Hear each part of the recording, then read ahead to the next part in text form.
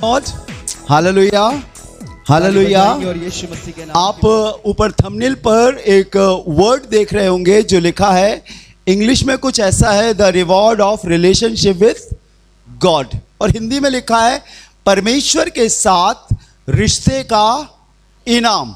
लाजमी है, इंसान जब अपने जीवन को इस दुनिया में बढ़ा रहा है तो उसका किसी ना किसी से संबंध है। एक बेटे का अपने पिता से, अपनी माँ से, एक बिटिया का अपने माता पिता से, माता पिता का उनके बच्चों से, अपने अजीज़ों से।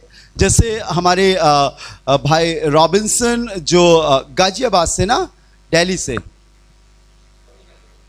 हाँ, वहाँ से हमारे बीच में है, और हमारी बच्चियों का जिनका बैप्टिज्म हुआ वो कहाँ से हैं?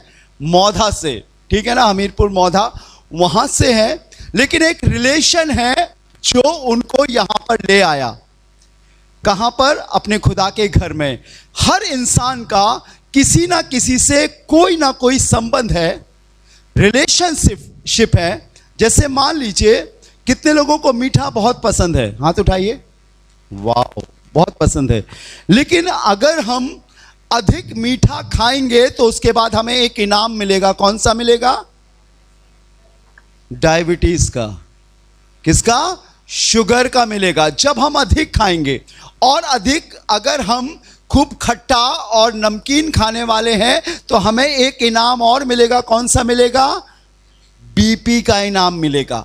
हर चीज का कोई ना कोई प्रतिफल है, हर रिलेशन का कोई ना कोई रिवॉर्ड या रिजल्ट है।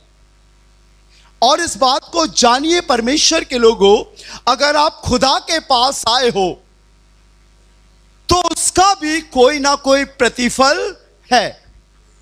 The reward of relationship with God, परमेश्वर से संबंध रखने का इनाम।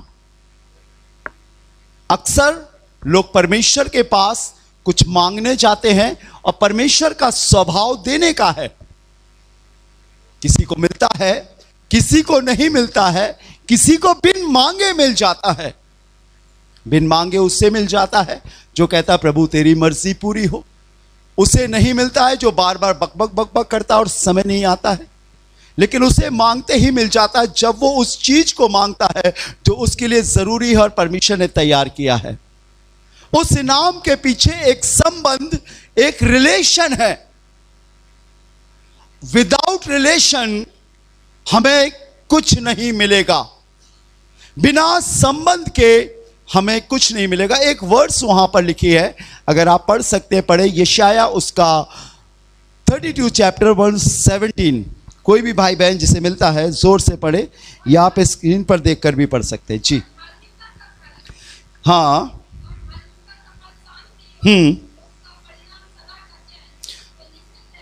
यहां पर लिखा है, और धार्मिकता का फल।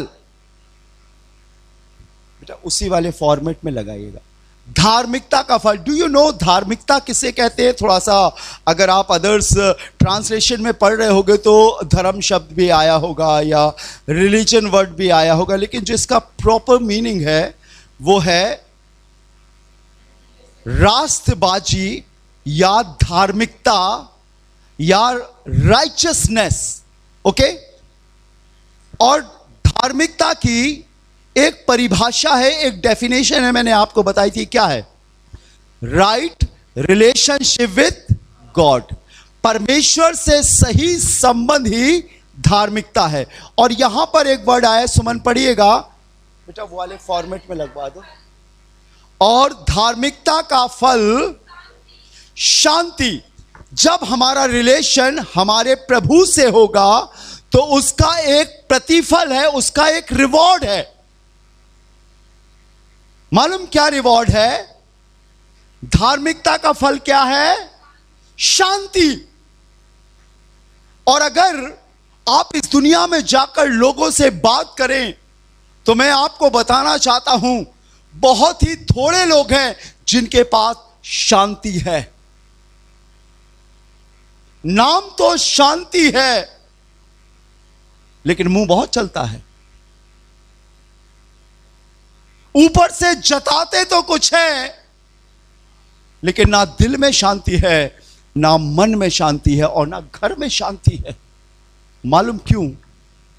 क्योंकि उनका संबंध खुदा से नहीं है। जब हमारा संबंध खुदा से होगा, जो पहला रिवॉर्ड या पहला प्रतिफल मिलेगा वो क्या है? शांति। हालेलुया, हालेलुया। आप खुदा के भवन के लोग हो, अपने आप को चेक करो, अपने आप को देखो। परमेश्वर ने यह बात बहुत हजारों साल पहले लिख दी है कि अगर कोई मुझसे रिलेशन रखेगा, अगर कोई मुझसे संबंध रखेगा, और अगर कोई मेरे पास आएगा, तो मैं सबसे पहले उसके जीवन में एक चीज दूंगा, और वो क्या होगी? शांति। बहुत सारे लोगों के फोन मेरे पास आते हैं, कहते भैया कभी 1 बजे, कभी 2 बजे, कभी 4 बजे हमारी आंखें खुल जाती हैं, फिर नींद नहीं आती। हम अच्छा करना चाह रहे थे लेकिन हमारे साथ बुरा हो रहा है। क्या कारण है? पैसा है, गाड़ी है, मकान है, सारे संसाधन हैं, बेटा है, बेटी है, लेकिन पादरी साहब शांति नहीं है। वो कहां मिलेगी? डॉक्टर के पास जाते हैं, डॉक्टर साहब कुछ गोलियां लिख देते हैं, नाइट 10 की गोली। मैं एक शख्स को जानता हूं जो रात में सोते समय कम से कम 10 से 15 नाइट 10 की गोली, सोने वाली दवाई खाता है। अब तो इतना वो एडिक्ट हो गया है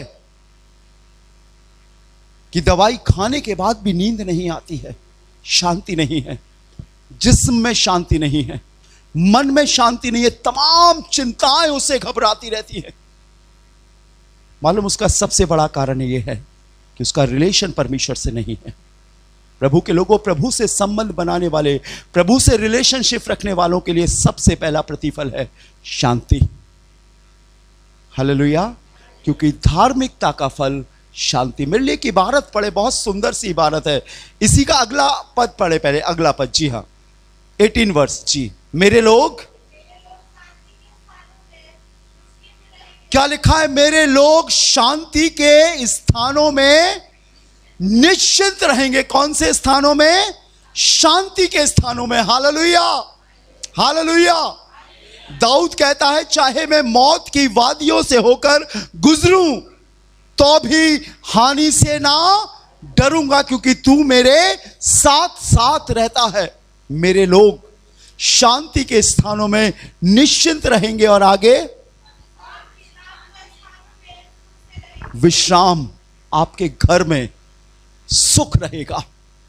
जिस तकिए पे आप सिर रखते हो, जिस पलंग पर आप सोते हो, जिस सोफे पर आप बैठते हो, जहां पर आप घुटने टेक कर प्रार्थना करते हो, मैं आपको बताना चाहता हूं, खुदा के कलाम में लिखा है तुम्हारे विश्राम के स्थानों में तुम सुख से रहोगे। लेकिन किसके लिए है ये? जिसका संबंध परमेश्वर से है। हालेलुया। निकालिएगा दूसरा इतिहास, 2 क्रॉनिकल चैप्टर 15, और जल्दी से कोई मेरे लिए पढ़े उसका 3रा पद। 2 क्रॉनिकल चैप्टर 15 वर्स 3 to 6, उसके 3रे पद से लेकर 6वें पद तक। दूसरा इतिहास 15वां अध्याय 3रे पद से पढ़ना शुरू करें। जी हाँ।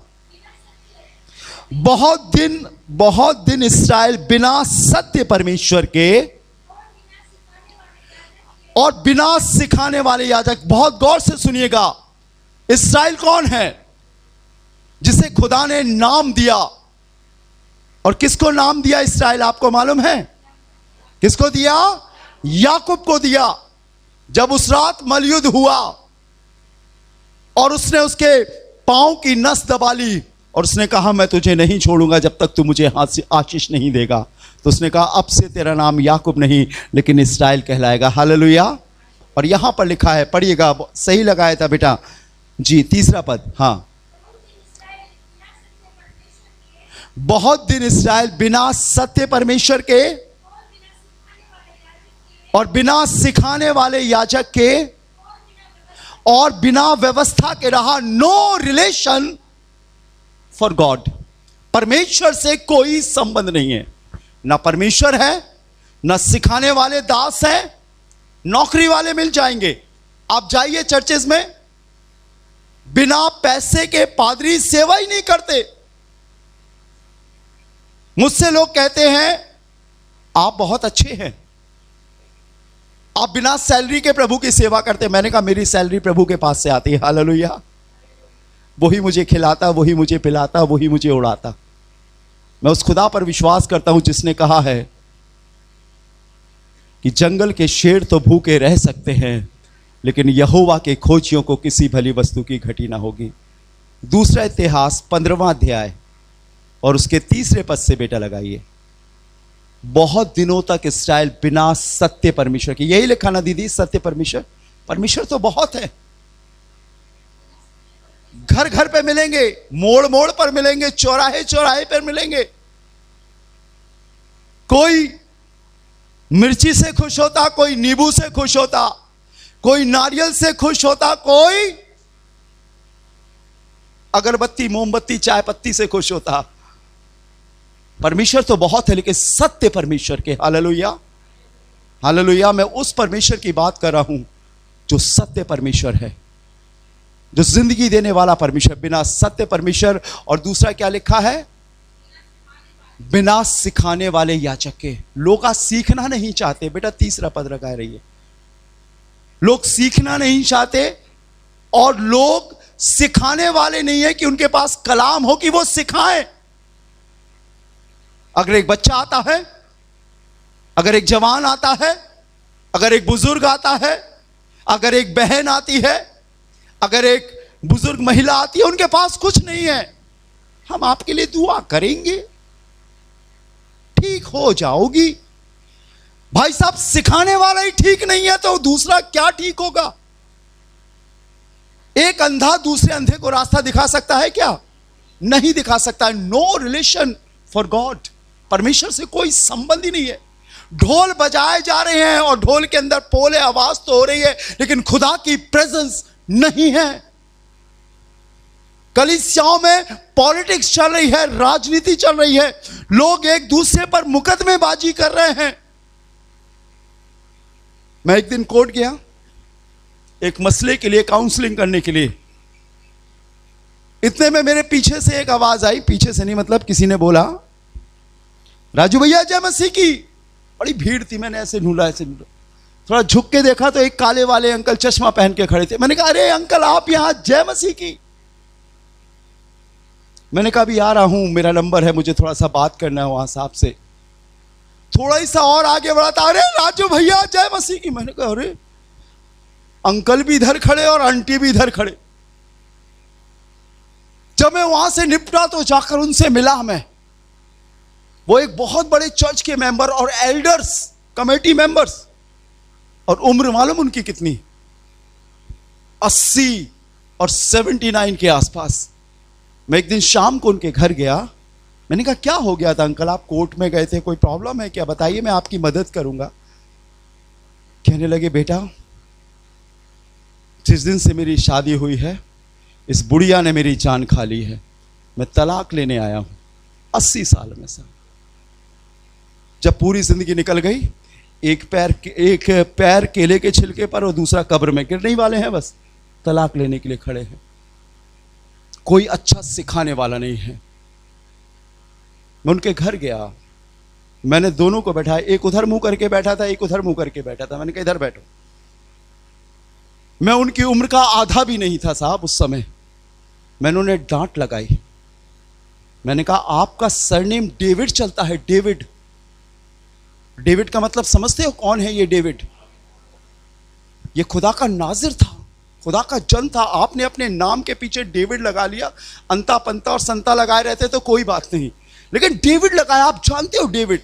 और जब वहां कोर्ट में बुलाया जाता फलाने डेविड आओ, तो क्या बाइबल में से निकलकर दाऊद जाएगा? साहब आप जाओगे। मैंने उन्हें परमेश्वर के वचन की वो बातें याद दिलाई जो उनके नाम से जुड़ती थी। आपको विश्वास नहीं होगा प्रिय लोगों, आज वो इस दुनिया में नहीं है, लेकिन दोनों फूट फूट कर रोने लगे। मैंने दोनों के हाथ मिलाए, उनकी उस बात को बोला जो परमेश्वर ने मुझे दी थी। दोनों ने एक दूसरे को प्यार किया, गले मिले। और मैं आपको बताऊं, पहले वाइफ की डेथ हुई और कुछ समय के बाद हस्बैंड की डेथ हुई, लेकिन मरते दम तक वो दोनों एक दूसरे के साथ रहे। सिखाने वाले याजक नहीं हैं। आज क्रिश्चियनों के मुकदमे कोर्ट में जा रहे हैं। मूसा कहता है, क्या तुम्हारे पास कोई न्याय नहीं है जो प्रभु के भय में होकर तुमसे बात कर सके? No relation for God.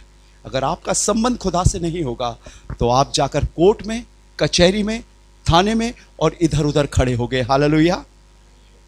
बिना सिखाने वाले याजक, और आगे क्या लिखा है, और बिना, कोई नियम ही नहीं है, कोई रूल ही नहीं है, कोई सिस्टम ही नहीं है। घर में सुबह उठते हैं 10 बजे, मैम साहब चाय ला दो, बैड टी पीऊंगा, बैड टी। और फिर पीने के बाद मैडम को बैड बातें बोलते हैं। कोई व्यवस्था ही नहीं है, कोई नियम नहीं है। जब उठना है तो उठना है, जब सोना है तो सोना। अपनी सारी सिस्टेमैटिकता को उन्होंने शरीर में और शारीरिक अभिलाषाओं में डाल दिया। मैं एक घर में गया, बाद में मिलिएगा, वीडियो दिखाऊंगा। मैंने छापा मारा उस घर में कि मैं देखूं इस घर के बच्चे स्कूल जाते हैं कि नहीं। अपनी बिटिया को स्कूल छोड़ा और मैं घूम के राउंड लगाकर उनके घर पे खड़ा हो गया। मैंने कहा मैं हॉर्न नहीं बजाऊंगा, हॉर्न बजाता तो वो देख लेते। मैंने देखा उस घर के बेटे और बेटियां बढ़िया से टीवी देख रहे हैं। पापा काम करने गए, मम्मी काम करने गई, और दोनों टीवी चला रहे हैं। मैंने उनका वीडियो रिकॉर्ड किया। मैंने कहा अगर आप नहीं माने बेटा तो मैं हॉस्टल में डाल दूंगा। और कल मैं बात करके आया हॉस्टल की। नो व्यवस्था, कोई व्यवस्था ही नहीं है, कोई नियम ही नहीं है घर का। जब उठना तो उठना, जब सोना तो सोना। जागने के पीछे कोई मकसद नहीं है, एक ही मकसद है, टीवी या मोबाइल, रीले, दे दनादन। जब तक मोबाइल छोड़ते नहीं है, जब तक आज के दिन का डाटा खत्म ना हो, कोई व्यवस्था ही नहीं है। और मैं आज आपको बताऊं, शैतान मनुष्यों के बिल्कुल हाथ में आ गया है, बिना व्यवस्था के रहा। अब आगे पढ़िएगा दीदी, क्या लिखा है। और लोग शांति के स्थानों में नहीं, जहां पर आप पढ़ रहे थे 2 क्रॉनिकल चैप्टर 15 वर्स 3 से तीसरे अध्याय पे पढ़ रहे थे। बहुत दिनों तक इस्राएल बिना सत्य परमेश्वर के, बिना याजक के और बिना व्यवस्था के रहा। उसके आगे पढ़िए। परंतु जब वे संकट में पड़कर इस्राएल के परमेश्वर यहोवा की ओर फिरे और उसको ढूंढा, तब वो उनको मिला। आगे पढ़िएगा। ना तो उस समय जाने वाले को कोई शांति होती थी और ना आने वाले को कोई शांति होती थी, वरन सारे देश में बड़ा कोलाहल होता था। किसी को शांति नहीं। मियां अपना काम कर रहा, बीबी अपने काम करे, बच्चे अपने लगे धत्तेरी की। शाम को दोनों काम करके आए, एक ने लड़के को पकड़ा, एक ने लड़की को पकड़ा, दे लगा लग। और आधे घंटे बाद राजू भैया को फोन करते, भैया आ जाइए, बिटिया को बुखार चढ़ गया। यही चल रहा है आज। जब पूछा भैया ने क्या बात है, ऐसा क्या हो गया, कल तो बड़े अच्छे थे। ना कमाने वाले को शांति और ना गवाने वाले को शांति, ना बाहर जाने वाले को शांति और ना भीतर आने वाले को शांति। हर जीवन में कोई ना कोई कोलाहल है, कोई ना कोई बेचैनी है, कोई ना कोई सवाल है। उसकी आंखों में देखो तो सवाल है, उसकी बातों में देखो तो सवाल है, उसकी आत्मा में देखो तो सवाल है, और सवाल ही सवाल और सवाल ही सवाल। बड़ा कोलाहल। ऐसे बहुत से परिवार हैं। एक माँ बाप कहने लगे, बेटा जल्दी से प्रार्थना करके चले जाओ। मैंने कहा क्यों? कहने लगे पप्पू आने वाला है, वो पी के आएगा। हम तो रोज सुनते हैं पर आपको कुछ ना बोल दे, जल्दी से दुआ करके चले जाओ। पैसे निकाले, रख लो। मैंने कहा रखो अपने पैसे अपने पास, मुझे नहीं चाहिए, मैं ऐसा पास्टर हूं, मैं उसी से लेता हूं जो खुदा का जन है। और मैंने बहुत लोगों को मना किया, आई नॉट नीड फॉर मनी, मैं पैसे के लिए सेवा करने नहीं आया हूं। मेरे खुदा के हाथ इतने छोटे नहीं हो गए कि वो मेरी जरूरतें पूरी ना कर सके। हालेलुया। नहीं है शांति, नहीं है आराम, नहीं है तसल्ली। साहब कूलर लगा, एसी लगा, डल्लप के गद्दे लगे, कार में चार चार तरफ से एसी की हवा आती, लेकिन नहीं है शांति। मालूम क्यों? क्योंकि शांति का दाता एक ही है। यशायाह नबी की किताब में लिखा है, तुम्हारे लिए एक बालक उत्पन्न हुआ और तुम्हें एक पुत्र दिया गया, प्रभुता उसके कांधे पर होगी, उसका नाम अद्भुत युक्ति करने वाला, पराक्रमी परमेश्वर, अनंत काल का पिता और शांति का राजकुमार रखा जाएगा। हालेलुया। उसे रिलेशन जब आप रखोगे, शांति जरूर आएगी, कोलाहल जरूर मिटेगा। और यही कारण है कि लोगों ने दुनिया से तो संबंध रखा है, दुनिया की चीजों से तो संबंध रखा है, लेकिन अपने परमेश्वर से संबंध नहीं रखा है। और इसीलिए खुदा ने मुझे यह बात बताया कि अपनी कलीसिया में बोल, सबसे पहले अपना संबंध अपने खुदा से बनाए, वो सारी चीजें खुदा देगा। आगे पढ़िएगा दीदी, देखिए क्या लिखा है, नेक्स्ट वर्स। हाँ, 12 वर्स से 12वीं आयत से पढ़िए, 12वीं आयत से बेटा, 12वीं आयत लगाइए जी। हाँ, और उन्होंने एक वाचा बांधी। अब कुछ चेंज हो रहा है, अब कुछ बदलाव आ रहा है इस्राएलियों के, खुदा के लोगों के बीच में। और उन्होंने एक वाचा बांधी कि अब हम अपने पूरे मन, सारे जीव और सारे मन, सारे जीव। अभी अधूरा मन था। भाई साहब, तुम नहीं करोगे तो हम उनसे करा लेंगे। तुम्हारे यहां तो संडे संडे आने पड़ता, वहां तो एक नींबू और एक नारियल तो हो जाता है। हमने कहा जाकर देखो बेटा, फिर एक दिन वो मुर्गा मांगेंगे और बकरा मांगेंगे, उसकी गर्दन काटेंगे, एक दिन तुम्हारी गर्दन काटेंगे, यहां तक कर्जे में दब जाओगे। समझ में आ जाएगा, आंखें खुल जाएंगी। मैंने कहा बहुत दूर नहीं जाओ, अपने बगल वाले घर वाले से पूछो। कह रहे हाँ भैया आप सही कह रहे थे, अधूरे मन से कभी परमेश्वर के पास नहीं आना। आपको मालूम है सबसे बड़ी और महान आज्ञा क्या है? तू अपने सारे मन, अपने सारे जीव से, अपने सारे प्राण से अपने परमेश्वर से प्रेम रख। और इसके साथ दूसरी आज्ञा यह भी है कि अपने पड़ोसी से अपने समान प्रेम रख। हालेलुया। लिखा है इन्होंने वाचा बांधी, प्रतिज्ञा करी कि अपने सारे मन और अपने सारे जीव से अपने पूर्वजों के परमेश्वर को ढूंढेंगे। एक है, वो पुराना नहीं होता, वो बुढ़ा नहीं होता, वो पलक नहीं झपकाता, उसकी नजरों की रोशनी कम नहीं होती। वो अद्वितीय परमेश्वर है, वो आज भी आपकी तरह निगाह लगाकर बैठा है। इन्होंने अपने पूर्वजों के परमेश्वर, इब्राहिम के परमेश्वर, याकूब के परमेश्वर, इसहाक के परमेश्वर की खोज करी। दीदी आगे पढ़िएगा, देखिए क्या लिखा है जी। क्या बड़ा क्या छोटा, क्या बड़ा क्या छोटा। हम कहते हैं ये तो अभी छोटा है, रहने दो रहने दो रहने दो। अरे पप्पू अन्न खाने लगा है, खाना खाने लगा है, मोबाइल चलाने लगा है, टिल्लू टिल्लू गाने लगा है। छोटा नहीं है वो। बैठाओ उसे दुआ में, प्रार्थना करना सिखाओ, घुटने टेकना सिखाओ, प्रभु के नगमे सिखाओ। मुझे बहुत अच्छा लगता है हमारी कलीसिया में जब छोटे बच्चे प्रभु की हम्द करते हैं। क्या लिखा है? क्या छोटा, क्या लिखा है? क्या बड़ा क्या छोटा। हाँ, क्या पुरुष, हाँ, ऐसा ऐलान कहीं सुना है आपने? जान के बदली खुदा मुझे चाहिए। मैं अपने प्राण को अनमोल नहीं जानता, लेकिन मेरे लिए इंपॉर्टेंट मेरा खुदा है। अगर मुझे दुनिया छोड़नी पड़े मैं छोड़ दूंगा, लेकिन मैं अपने खुदा को कभी नहीं छोड़ूंगा। ऐसे तन मन से, ऐसे जीव से। वो जीवित है, वो मरा हुआ नहीं है, उसे जगाना नहीं पड़ता, वो ऊंघता नहीं है, वो अपने सारे कामों में विश्वास योग्य है। हालेलुया।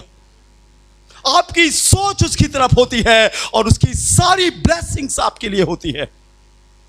टर्न योर माइंड, मन फिराओ, पछताव करो, लौट कर आओ, क्योंकि उसका राज बिल्कुल आपके सामने है। दाखिल हो जाओ।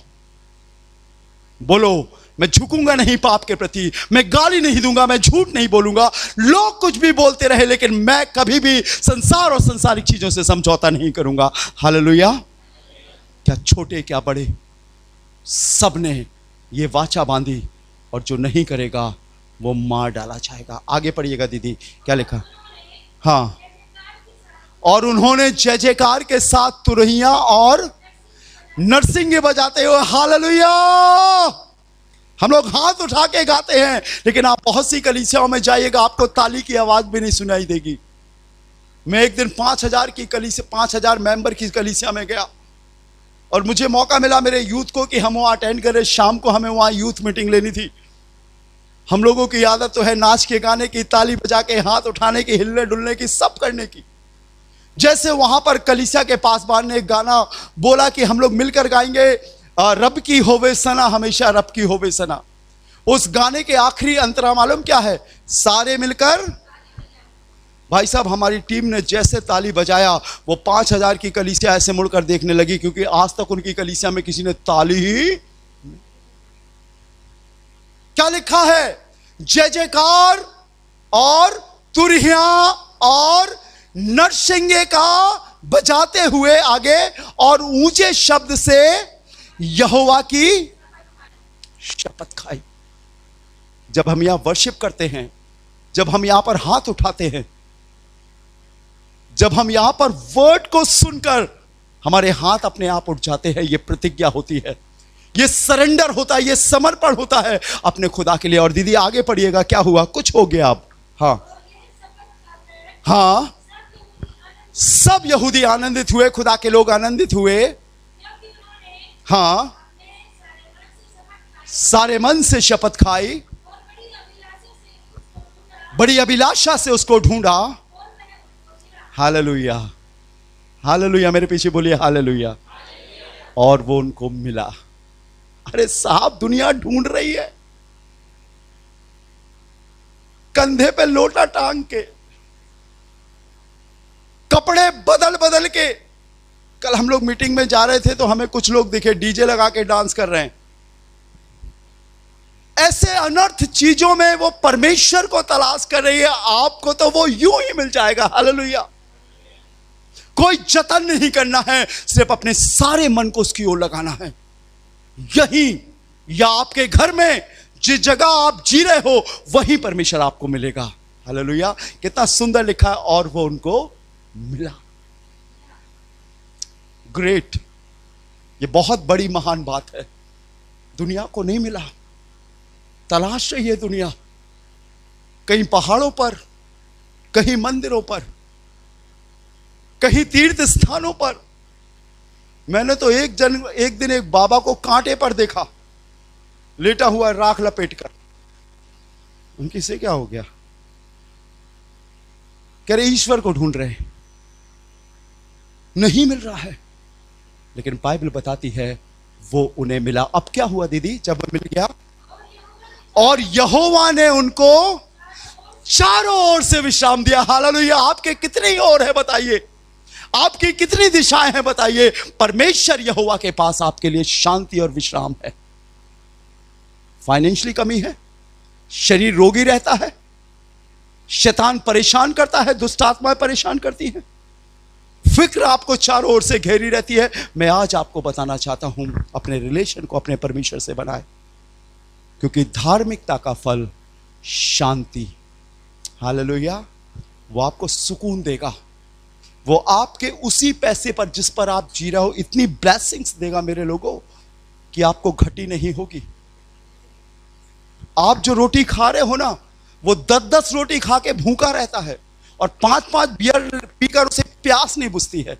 लेकिन उसने कहा जो जल मैं तुझे दूंगा वो तुझ में एक सोता बन जाएगा। एक ऐसा जल, एक ऐसी संतुष्टि वो जीवन में डालेगा कि आपकी बेचैनी, आपकी अशांति दूर हो जाएगी और वो शांति देगा। और धार्मिकता का फल शांति। और दूसरा हिस्सा क्या था उसका? यशायाह 32 चैप्टर वर्स 7। और उसका परिणाम, उसका रिजल्ट क्या है? सदा का चैन, हमेशा का सुकून, सदा का चैन। भैया थोड़ी देर के लिए तो अच्छा लगता है, लेकिन थोड़ी देर के बाद वही बात हमारे दिमाग में फिर आती है। इधर करवट बदलो तो वो पीली वाली दिखती है, इधर करवट बदलो तो वो नीली वाली दिखती है, और जब आंख खोलो तो काली वाली दिखती है। समझ ही नहीं आती, चैन थोड़ा सा मिलता है। जब आप प्रार्थना करते हो तो अच्छा लगता है। आपको मालूम है बाइबल में लिखा है जब जब दाऊद शाऊल के घर में सितार बजाकर परमेश्वर की महिमा करता था तो दुष्ट आत्मा उसे छोड़कर, और जब दाऊद चला जाता था तो दुष्ट आत्मा फिर से आ जाता था। सदा का चैन नहीं है। इस संडे से उस संडे के बीच कितने दिन का गैप है? लगभग 6 दिन का। ऐसा नहीं है कि हमने इस संडे से उस संडे तक छुट्टी कर दी। परमेश्वर से कभी छुट्टी नहीं होती है। परमेश्वर से कभी रिश्ता नहीं टूटता है। उसने कहा जो कोई विश्वास करेगा वो नाश ना होगा परंतु हमेशा की जिंदगी, हमेशा का सुकून, सदा का चैन। यही तो लिखा है। और धार्मिकता का फल शांति और उसका परिणाम क्या लिखा है? सदा का चैन। कहते भैया जब तक पीते नहीं हैं तब तक जीते नहीं। मैंने कहा आओ मैं तुम्हें जीना सिखाऊं। एक ऐसा नशा तुम्हें दूंगा यीशु मसीह का कि तुम्हें दुनिया के नशे की जरूरत ही नहीं होगी। लिखा है दाखरस से मतवाले मत बनो परंतु आत्मा से परिपूर्ण होते जाओ। नहीं है चैन लोगों के जीवन में, बेचैन है। संडे को अच्छा लगता है लेकिन उसके बाद जीवन वैसे ही होने लगता है। पढ़िएगा दूसरा इतिहास मेरे लिए चैप्टर 20 वर्स 22। राज बता रहा हूं सदा के चैन का कि हमें सदा का चैन कैसे मिलेगा। जी हां, 2 क्रॉनिकल दूसरा इतिहास उसका 20वां अध्याय और उसका 22वां पद पढ़िए। 22वां पद सुनिएगा बहुत गौर से, एक एक शब्द पर ध्यान देंगे। जिस समय वे गाकर, जब हम गाते हैं ना तो हमारे कंठ से नहीं, ये कंठ होता है जहां से स्वर आवाज निकलती है, हमारे कंठ से नहीं लेकिन हमारी आत्मा, हमारे दिल से वो शब्द निकलते हैं। याद रखो खुदावंद स्वर ताल नहीं देखता। जब हम खुदा के लिए खड़े होते हैं अपनी टूटी फूटी आवाज में भी जब हम उसकी हम्द करते हैं, खुदावंद हमारी नियत और हमारी मनसा पर निगाह करता है। और यहां पर लिखा है जब वे गाकर स्तुति करने लगे। जब वे गाकर क्या करने लगे? डू यू नो स्तुति क्या होती है? पूजा की बेटी नहीं, हाँ उसकी बेटी का नाम स्तुति है। स्तुति कहां है? स्तुति हेलो, वो बैठी हुई कुर्सी के नीचे घुसी है। ये उस स्तुति की बात की जा रही है जिसमें इंसान अपने आप को भूल जाता है, अपनी औकात, अपनी उस एटीट्यूड को जिसे वो सजो कर रखता है, अपनी बनावटी सजावट को भूल जाता है। बाइबल में लिखा है जब मिलाप वाला संदूक दाऊदपुर में दाऊद लेकर आ रहा था, पहले 2 बार कोशिश की गई थी, नहीं आ पाया। तब बाइबल में लिखा है परमेश्वर के विधि अनुसार उसने याजकों को पवित्र किया और उनके पवित्र कंधों पर मिलाप वाले संदूक को रखा जिसमें मूसा की छड़ी, मन्ना और 10 आज्ञाएं थी। और बाइबल बताती है वो इस्राएल का बादशाह जिसने एक भी लड़ाई ना हारी थी, सिंहासन से उतरकर तन मन से मिलाप वाले संदूक के सामने नाचने लगा, परमेश्वर की स्तुति करने लगा। बाइबल बताती है उसके तन से तक कपड़े उतरने लगे। उसकी बीबी मीकल खिड़की से झांक रही थी और उसने अपने मन ही मन राजा दाऊद को तुच्छ जाना। और मालूम दाऊद ने क्या कहा? मैं अपने परमेश्वर के लिए इससे भी अधिक तुच्छ हो जाऊंगा, बन जाऊंगा। स्तुति, जब हमारा एटीट्यूड, जब हमारी क्वालिफिकेशन, जब हमारा पैसा 0 हो जाता है, जब हमारे जीवन की औकात 0 हो जाती है और हम कहते हैं प्रभु तू ही सब कुछ है, तू ही मेरी दौलत है, तू ही मेरी शौहरत है, तू ही मेरी ताकत है। दिस इज ए वर्शिप, ये स्तुति है।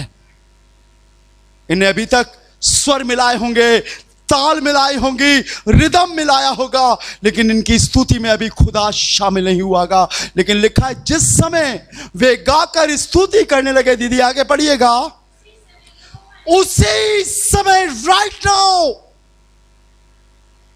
आपको वेट नहीं करना पड़ेगा, आपको इंतजार नहीं करना पड़ेगा, आपको अपनी परेशानी नहीं बतानी पड़ेगी, आपको बार बार ये नहीं करना पड़ेगा खुदा ये है, ये है, ये है, ये है, इसे दूर कर, इसे दूर कर।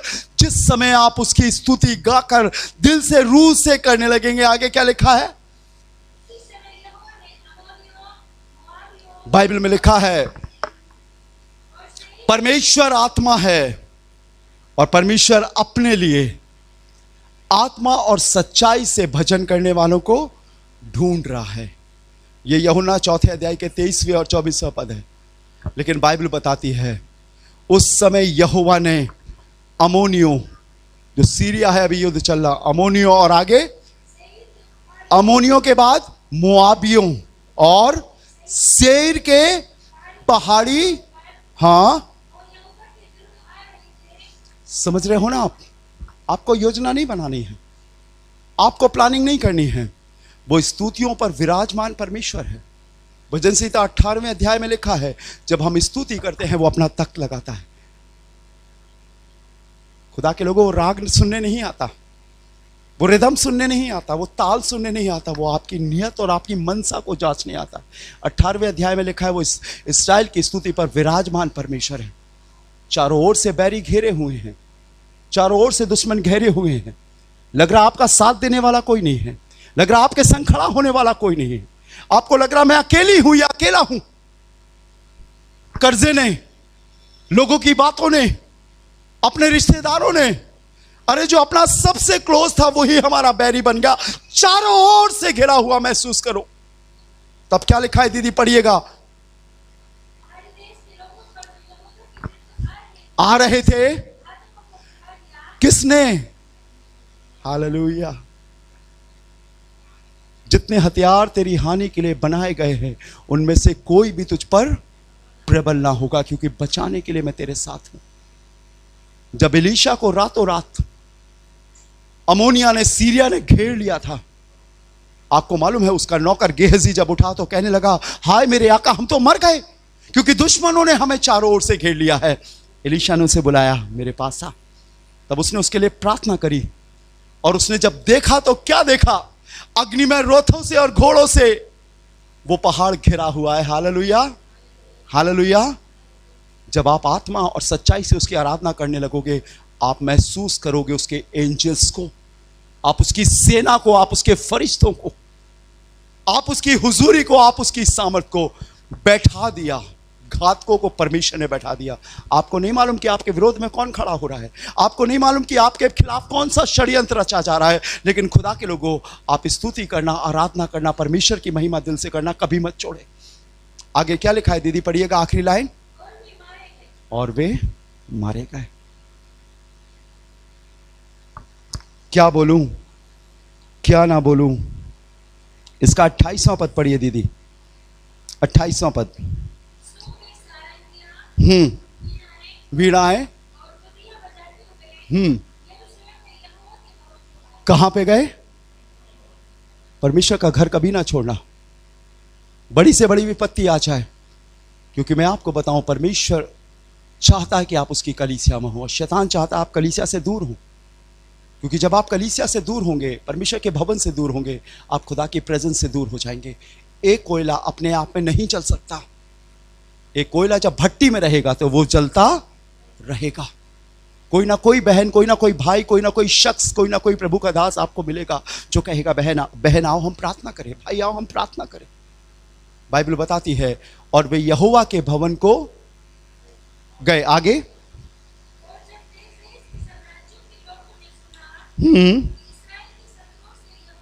ओ, कौन लड़ा? कौन लड़ा इस्राएल के शत्रुओं से? इस्राएली लड़े क्या? अरे वो है काबिल आपके लिए, वो है सामर्थी आपके लिए। आप लड़ोगे तो फंस जाओगे, 302 और 307 लग जाएगी, लेकिन अगर परमेश्वर दंड देगा तो क्या लगेगा? यहोवा लड़ा। हालेलुया। वो खड़ा है आपके लिए। कितना बड़ा बैरी है, कितना बड़ा षड्यंत्र है, मत डरो। आप अपने काम को ईमानदारी से करते रहो, अपने आप को तैयार करते रहो। वो आने वाला है, वो शीघ्र आने वाला है। उसका भजन गाओ। कौन सी छोटी सी बात आपको संगति में मिल जाए जो आपके जीवन को आगे बढ़ा दे। कभी भी इबादत से मुंह नहीं चुराना। अगर काम बंद करना पड़े तो काम बंद कर देना, लेकिन आराधना में जाने से मत रुकना। आपका थोड़ा नुकसान हो जाए, कोई बात नहीं, लेकिन खुदा का घर, खुदा की इबादत, खुदा की संगति कभी मत छोड़ना। आगे पढ़िएगा दीदी, क्या लिखा है जी? हाँ, हाँ, और यहोशापात के राज्य को चैन मिला क्योंकि उसके परमेश्वर ने उन्हें चारों ओर से विश्राम दिया, चैन दिया। ये है विश्राम। मैं जीवन भर तेरे साथ बना रहूंगा। बस आखिरी बात मैं जल्दी से खत्म करूंगा, जहां पर हम पढ़ रहे थे यशायाह 32 उसका 17वां पद, और उसका प्रतिफल सदा का चैन। और आगे क्या लिखा है? निश्चिंत रहना है। क्या है? निश्चिंत, बेखौफ, बिना चिंता के रहना है।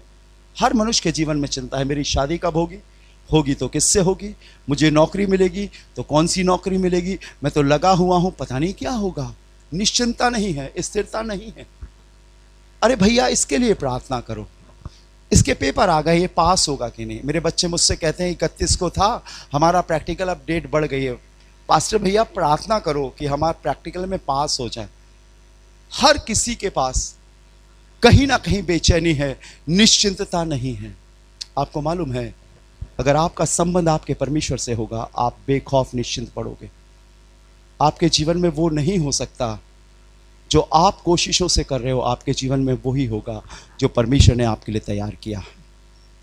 आंखें खोलो, समझदार हो। हमारे लिए एक अलग जीवन है। आप ये मत सोचो कि आप उसके अनुसार बनो, आप ये सोचो कि आप यीशु के अनुसार बनो। यीशु कमजोर और दुर्बल नहीं था, वो तो मनुष्य बनकर आया इसलिए ताकि वो एक मनुष्य के एतबार में अपने जीवन को जिए, लेकिन वो सर्व सामर्थी था। उसने कहा, आकाश और पृथ्वी का सारा अधिकार मुझे दिया गया और मैं तुम्हें संसार और संसार की सारी शक्तियों पर, उस दुष्ट की सारी शक्तियों पर अधिकार देता हूं। वो आपको निश्चिंत रहना सिखाएगा। अरे जाने दो, हो गया तो हो गया, नुकसान हुआ कोई बात नहीं। इससे दुखी मत हो कि कुछ चीज आपके पास से चली गई, लेकिन इस चीज को बहुत गौर से देखो, कहीं यीशु तो नहीं चला गया। संसार को प्राप्त करने की कोशिश मत करो, पर संसार में रहकर सत्य परमेश्वर को प्राप्त करने की कोशिश करो, वो आपको मिलेगा। एक आयत पढ़िएगा जल्दी से मेरे लिए, अगर कोई निकाल सकता है। बहुत सुंदर सी आयत है और वो ये है भजन संहिता 4 अध्याय उसका 8वां पद पढ़िए। भजन संहिता 4 अध्याय 8वां पद, निश्चिंत रहना। जी, क्या कह रहा है? मैं शांति से लेट जाऊंगा और सो जाऊंगा। हाँ, हे यहोवा, केवल तू ही मुझे एकांत में। कितना अच्छी बात है ना। मैं लेट जाऊंगा, मैं सो जाऊंगा, क्योंकि प्रभु तू मुझे निश्चिंत रख। करवटें भी नहीं बदल रहा। मच्छर काट रहे तो अभी नहीं, एक मच्छर काटते तो कहते मम्मी तुमने मोटी नहीं लगाई, नींद ही नहीं आती। आपको मालूम है इसके कितने बैरी हैं? इसका बाप, इसके 6 भाई, सल्तनत पर हुकूमत करने वाला बादशाह शाऊल, और एक ऐलान कि जो कोई दाऊद को जिंदा या मुर्दा ले आए तो मैं अपनी बेटी से उसकी शादी करूंगा और राज में एक बड़ा उत्तराधिकारी बनाऊंगा। सारी सल्तनत इसके खिलाफ है। क्या कह रहा है दीदी? फिर से पढ़िएगा। मैं शांति, जी, तीसरा अध्याय 5वें पद से पढ़िए, देखिए क्या लिखा है। थोड़ा सा और गहराई में चलेंगे। चैप्टर 3 वर्स, मैं लेट कर सो गया फिर जाग उठा, क्योंकि यहोवा मुझे संभालता है। आगे, मैं उन 10,000 मनुष्यों से नहीं डरता जो मेरे विरुद्ध चारों ओर पाती बांधे। नहीं डरता। मेरा रिलेशन मेरे खुदा से है। जब उस समय मुझे ताकत दे सकता है, जब जंगल में शेर या भालू मेरे मेमने को ले जाता था, वो उस समय मुझे शक्ति और सामर्थ्य दे सकता है। जब मैं जाति जूलियत के सामने एक हाथ 7 बित्ता एक अदैत्व दानों के सामने खड़ा था, तो वो मुझे सारी हुकूमत और सल्तनत के बादशाह से, जब मेरे लोग मेरे खिलाफ हैं, 10,000, कितने लिखे हैं? मैं उन 10,000 मनुष्यों से नहीं डरता जो मेरे विरुद्ध चारों ओर पाती बांधे खड़े हैं। निश्चिंत रहना। आपके संग वही होगा जो आपके परमेश्वर ने आपके लिए तैयार किया है। Don't worry. अगर कमी से गुजर रहे हो, चिंता मत करो, एक दिन वो कमी खुदावंद पूरी करेगा। अगर आपके अपने आप के खिलाफ हैं, एक दिन खुदा खड़ा होगा और जवाब देगा। आपको लग रहा है मैं ऐसा कर रहा हूं लेकिन उल्टा हो रहा है, डोंट वरी, एक दिन वो खड़ा होगा। चलते जाओ। वादियां मौत की है, डर मौत का है, खौफ लगता है, लेकिन निगाहों को दूर तक उठाओ, खुदा के कलाम पर लगा, वो आपको बचा सकता है। वो आपको सदा का चैन दे सकता है, वो आपको सुकून दे सकता है। सिर्फ एक काम करना है, राइट रिलेशनशिप विथ गॉड, क्योंकि धार्मिकता का फल शांति और सदा का चैन और निश्चिंत रहना है। Let us close our eyes, अपनी आंखों को बंद करें, दुआ करें। राजाओं के राजा, प्रभु के प्रभु, मैं आपका धन्यवाद देता हूं, आपकी स्तुति, आपकी महिमा करता हूं प्रभु, क्योंकि आप इसी के योग्य हैं। मैं जानता हूं प्रभु, आप सब कुछ हमारे लिए कर सकते हैं। अगर कोई ऐसा शख्स है जो इन परिस्थितियों से गुजर रहा है, जिसके पास बहुत डर है, अशांति है, चैन नहीं मिलता, नींद नहीं आती, घबराहट होती है, तो मेरी आत्मा कह रही है आज मैं आपके लिए प्रार्थना करूं। कोई एक ऐसा शख्स है जो सच में परेशान है, अपने स्थान पर खड़ा हो जाए, मैं आपके लिए प्रार्थना करूंगा। किसी को मत देखें, यहीं से प्रभु आपके बोझ को अपने लिए ले लेगा। आज से प्रभु आपको अपने हाथों में ले लेगा। मेरी बहन, मेरे भाई, प्रभु आपको आशीष दे। May God bless you. आप ये मत सोचें कि आप क्या हो, आप ये सोचें कि आज मैं खुदा के पास हूं। आप ये ना सोचें कि मैं क्या करूंगा, लेकिन आज से ये सोचें कि मेरा प्रभु मेरे लिए सब कुछ पूरा करेगा। Thank you Jesus, hallelujah. धन्यवाद प्रभु, तेरा धन्यवाद हो। राजाओं के राजा, प्रभुओं के प्रभु, तेरा धन्यवाद हो। मैं तेरा शुक्र अदा करता हूं प्रभु इन लोगों के लिए जिन्होंने तेरे वचन को सुना और आज खड़े हुए हैं खुदावन। और मैं चाहता हूं प्रभु इनके लिए प्रार्थना करना, मैं चाहता हूं प्रभु इनके लिए दुआ करना। तेरे दास होने के नाते प्रभु मुझे तूने ये तौफीक बख्शी है प्रभु कि मैं प्रार्थना करने वाला व्यक्ति हूं प्रभु। और मैं चाहता हूं तेरे भवन, प्रार्थना भवन, और जो इस समय ऑनलाइन सुन रहे हैं प्रभु, और या जो सुनेंगे प्रभु, मैं सभी के लिए प्रार्थना करता हूं खुदावन। अगर दुनिया की कोई ताकत इनको आपसे रिलेशन बनाने में, आपसे संबंध बनाने में रोकती है, चाहे वो शैतान हो, चाहे वो शारीरिक या संसारिक अभिलाषाएं हो, आज हर एक के अगेंस्ट यीशु के नाम से खड़ा होता हूं और हर एक बंधन को जो शैतान और अभिलाषाओं का है कैंसिल करता हूं in the name of Jesus. यीशु के नाम से आजादी का ऐलान करता हूं और चाहता हूं प्रभु तेरी कलीसिया का एक एक जन छुड़ाया जाए, जवान छुड़ाए जाएं, बुजुर्ग छुड़ाए जाए, बच्चे छुड़ाए जाएं, घर आजाद हो सके और इनका संबंध प्रभु आपसे हमेशा हमेशा के लिए पक्का और मजबूत हो सके। यीशु मसीह के नाम से प्रभु मैंने तेरे खून में छिपाता हूं। अगुवाई कर, रहनुमाई कर और आगे ले चल। सारा आदर, सारी महिमा आपको देते हैं और खुदावंद यीशु के नाम से मांगते हैं, आमीन आमीन। मैं बी सीटेड, आप लोग बैठ सकते हैं। Praise the Lord.